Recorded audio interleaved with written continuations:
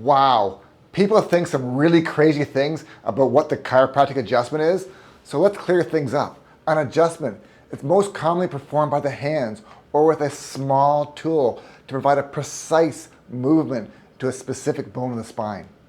What we're doing is we're realigning the spine to allow clear communication between the brain and the nervous system. The nervous system, it runs through our spine and it is connected to everything in the body, which helps the brain control everything we do and feel. When the spine is misaligned, the brain, it can't communicate efficiently, and we end up with some type of problem, like daily pain, headaches, migraines, difficulty in sleeping, stress, anxiety, and sciatica, or many more things. Adjustments restore communication, allowing the body to respond more efficiently to the physical stresses of life. Basically, the adjustment allows the brain to communicate with the body so the body can heal faster.